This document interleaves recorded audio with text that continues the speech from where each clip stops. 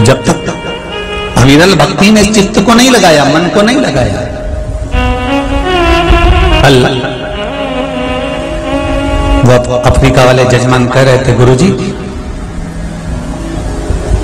उनकी धर्म पत्नी कह रही थी कि गुरुदेव, भगवान से मैं एक प्रार्थना कर कर जा रही हूं। हमने पूछा क्या? कि गुरुदेव, जैसी बाबा ने अभी कृपा करी और शिव महापुराण की कथा करवाई है, ऐसी ही हर साल कराता रहे हमसे और हम करते रहे। बस इतनी कृपा बाबा कर दे और कुछ भी नहीं चाहिए। बहुत होते। आपसे भी निवेदन है, भगवान से अगर मांगना तो इतना जरूर मांगना, इतना जरूर कहना कि देना हो तो दीजिए जन्म जन्म का।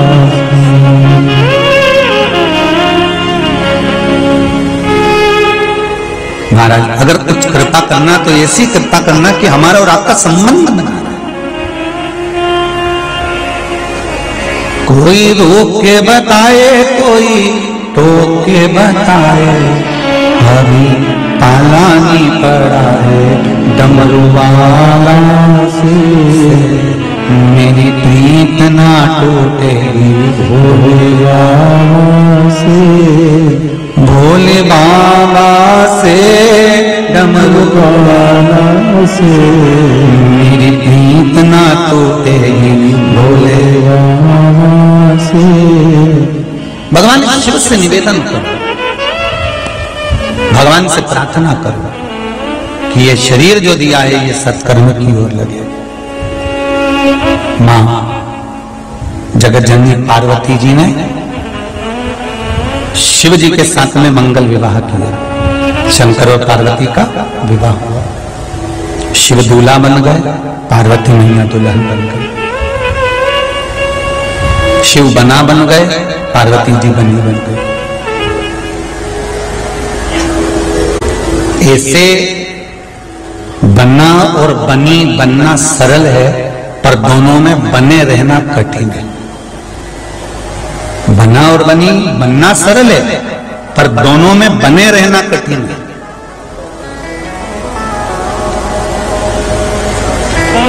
कभी कभी जिस समय आपको ये स्मरण होने लगे कि परिवार में 3 भाई, 4 भाई, 5 भाई, 6 भाई, 10 भाई, बहन, नातेदार, रिश्तेदार, कुटुंब या पति पत्नी, जो भी हमारे घर में रह रहे हैं और उनमें अब थोड़ा विवाद चालू हो गया है, कुछ ना कुछ क्लेश चल रहा है, विवाद चल रहा है, तो प्रयास करा करो कि भगवान शिव पर थोड़ी सी हल्दी चढ़ाकर, फिर कच्चा दूध चढ़ाकर, फिर जल चढ़ाया। क्या क्या चीज? पहले शिवलिंग पर क्या चढ़ाना है अपने को? थोड़ी सी हल्दी, इसी फिर दूध, फिर जल और फिर बेलपत्र शंकर को समर्पित करो।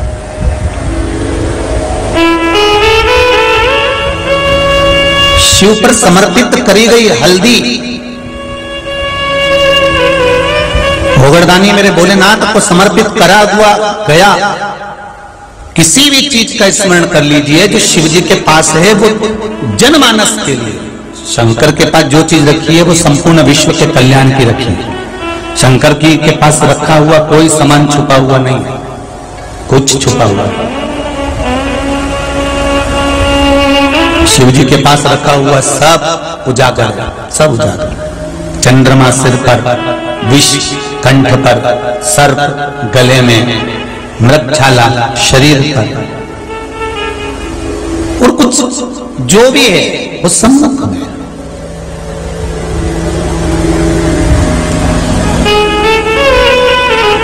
एक बार स्वयं आदिशक्ति मां जगत जननी जगदम्बा माता पार्वती ने शंकर जी से प्रश्न कर लिया था कि तुम्हारे पास में अगर हम कोई पदार्थ समर्पित करते हैं तो वो चढ़ी हुई सामग्री आपके पास में जैसे नीचे उतरती है तो वो निर्माल्य बन जाती है, जैसे देवताओं पर चढ़ा हुआ फूल नीचे उतरा निर्माल्य बन गया, भगवान पर चढ़ा हुआ कोई सामान नीचे उतरा निर्माल्य बन गया, फिर वो भगवान पर चढ़ाने के लायक नहीं रहेगा, फिर दूसरा ही चढ़ाना पड़ेगा।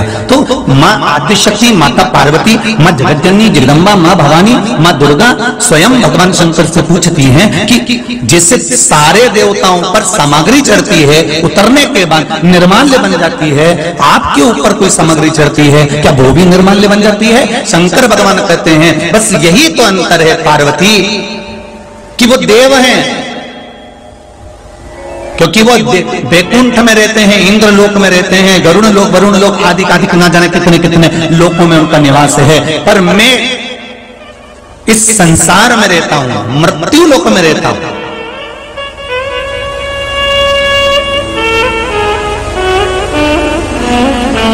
मैं मृत्यु लोक में रहता हूं। मेरा चढ़ा हुआ निर्माल्य नहीं होगा, वो जनमानस के कल्याण का होगा, जनमानस के कल्याण का होगा जो मेरे ऊपर चढ़ा होगा, वो निर्माल्य नहीं। क्योंकि शिव कहां रहते हैं? पृथ्वी पर।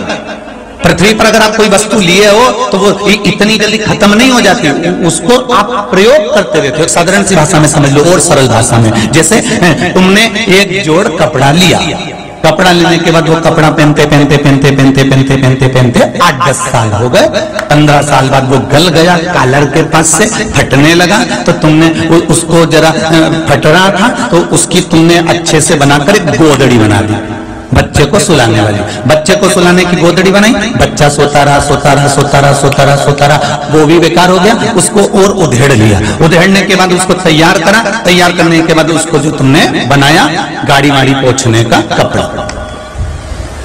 पोंछने वाला कपड़ा भी अगर बेकार होने लगा तो फिर तुमने उसकी चिंदी फाड़ी,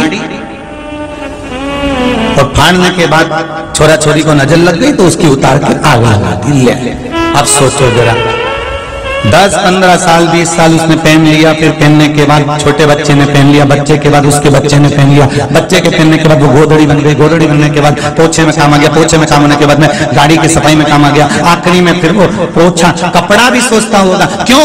क्योंकि वो इतनी जल्दी निर्माल्य नहीं हो गया। मेरे देव अधिदेव महादेव इस मृत्यु लोक में निवास करते हैं, कैलाश पर निवास करते हैं। शंकर जी कहते हैं मेरे ऊपर चढ़ी हुई बेलपत्र धोकर तुम वापिस चढ़ा सकते हो।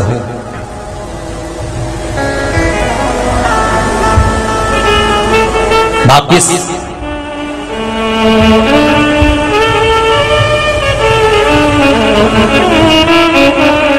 मेरा श्रृंगार आप मेरे ही पुष्प से कर सकते हो,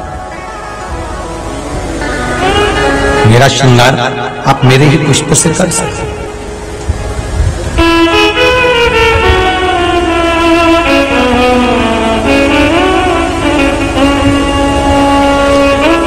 मैं इतनी जल्दी निर्माल्य नहीं होने देता। सारे देवताओं में और देव अधिदेव महादेव में यही अंतर है। आज पूरी दुनिया, पूरा विश्व आश्चर्य में पड़ा हुआ है कि ना कोई बेल मिले, ना कोई भभूति मिले, ना कुछ बताया जाए। केवल शिव महापुराण का पशुपति व्रत या श्री शिवाय नमस्तुभ्यम ये मंत्र या पंचाक्षर नमः शिवाय या षडाक्षर ओम नमः शिवाय या महामृत्युंजय मंत्र या शंकर जी पे 1 लोटा पानी या 1 चावल का दाना या 1 मूंग या 1 धतूरा या 5 बेलपत्र या शहद, ये साधारण सी चीज। आज संपूर्ण विश्व आश्चर्य में पड़ा हुआ है कि ये इतनी सी चीज से, इतनी सी सामग्री से,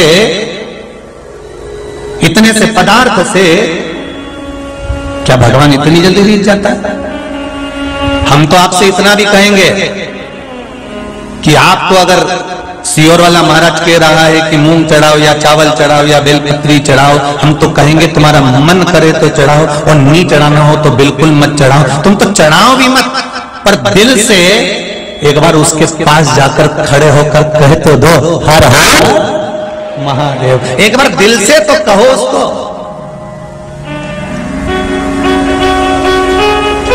एक पत्र आया।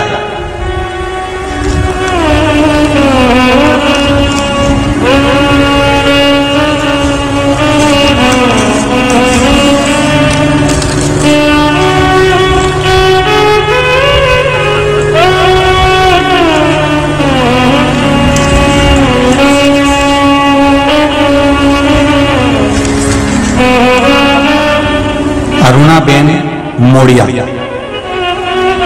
तिरुपति नगर, बड़ोदरा, गुजरात। कहीं बैठी हैं?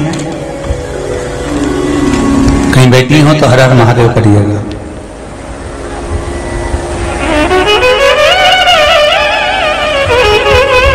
गुरुदेव, मेरे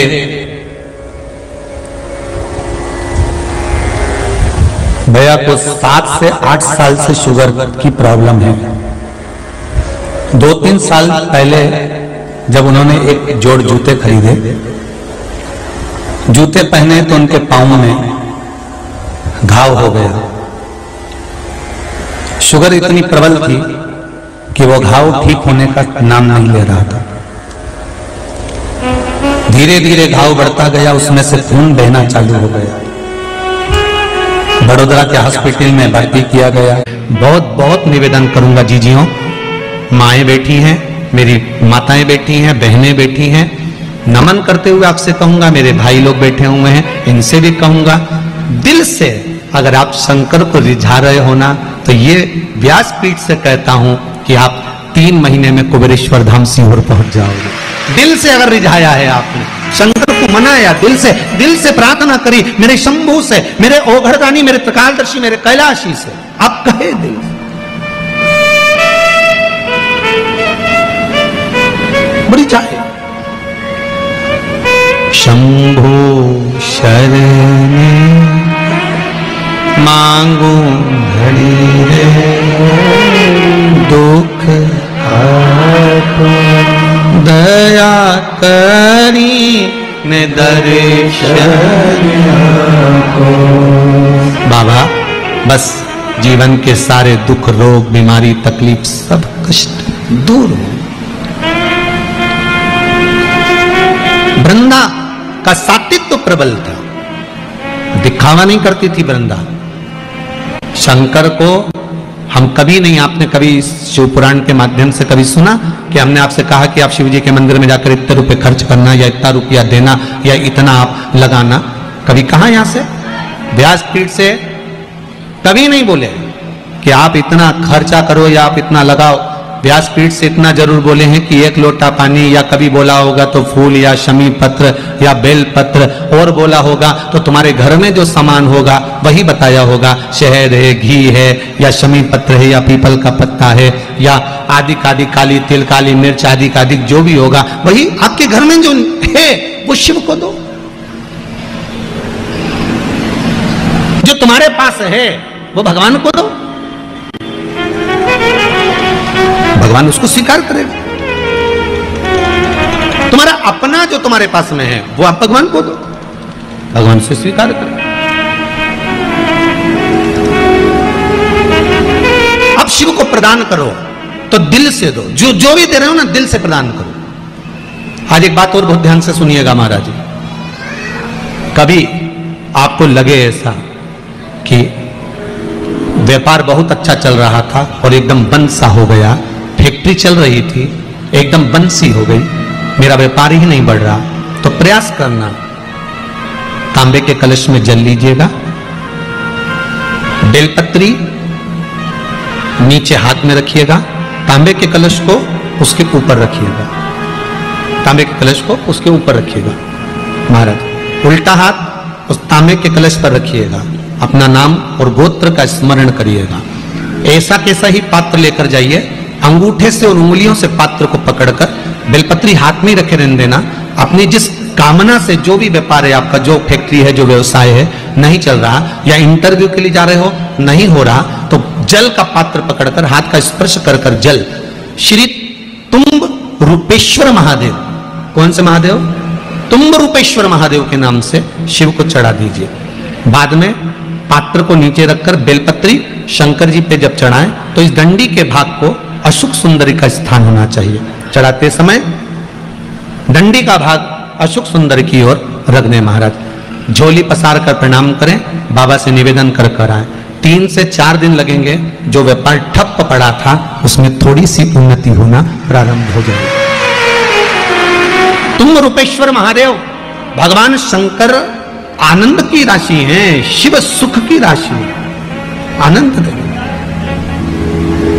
शंभो शरणे मांगू दुख दया कारी भगवान शिव ओघड़दानी त्रिकालदर्शी कैलाशी अविनाशी शंकर के चरणारविंद का रस स्वादन सुख दे। महाराज माता वृंदा देवी का सातित्व प्रबल था, कैसे मारा जाए? शंकर भगवान ने भगवान विष्णु से कहा, मैं इसका सातित्व प्रबल है इसलिए मार नहीं सकता, इसका सातित्व जब डोलेगा तो मैं इसको मार सकता हूं। तो सातित्व कैसे डोलेगा? तो भगवान विष्णु ने कहा, एक काम करता हूं, मैं जलंधर बनकर उसके घर में जाता हूं, आप जलंधर को युद्ध के मैदान में ले जाइए। आप जलंधर को युद्ध के मैदान में ले जाओ। भगवान ओघड़दानी त्रिकालदर्शी कैलाशी जलंधर को ले गए युद्ध के मैदान में। भगवान नारायण जलंधर बनकर उसके घर में प्रवेश कर गए, वृंदा के साथ रहने लगे। इतनी विचित्र कथा है, बहुत ध्यान दीजिएगा। मेरे शंकर भगवान ने भगवान नारायण से यह नहीं कहा कि आप जलंधर बनकर जाओ, मेरे शंकर भगवान ने यह नहीं कहा कि आप रूप बदल कर जाओ, मेरे शंकर भगवान ने यह नहीं कहा कि आप जाकर उसके साथ छल करो। मेरे शंकर भगवान ने केवल इतना कहा कि इसका सातित्व अगर पक्का है तो मैं इसको मार नहीं सकता। अगर सातित्व पक्का है तो मैं इसको नहीं मार सकता, मैं इसको संहार नहीं कर सकता। अब जाएं ना जाएं वो आपके ऊपर।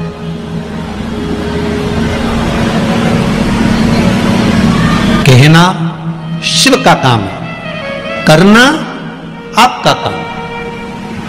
आप अगर शंकर की भक्ति को धारण कर रहे हैं, शिव तत्व को धारण कर रहे हैं। एक माता जी ने लिखा है, गुरुजी आपने अभी और बहुत सारे पत्र तो यहां पड़े हुए हैं, ये पढ़े नहीं है परंतु उम्मीद है बाबा का। एक पत्र में लिखा है कि आपने जो सावन के महीने में शिवरात्रि का पूजन कराया था, उस समय पर मेरे हाथ में उस पूजन के 15 दिन पहले पैरालिसिस आ गया था, एक भाग पूरा काम करना बंद कर दिया था। फिर भी मेरे बेटे और बहू ने वो सावन के महीने की शिवरात्रि पर रात को जो अभिषेक करा, काली मिर्च उसमें समर्पित करी, उसी में से एक काली मिर्च उठाकर मैंने वो काली मिर्च खाई और बाबा की कृपा से 15 दिन के अंदर मेरा हाथ काम करना चालू कर दिया। ये विश्वास आपका था, ये भरोसा आपका था।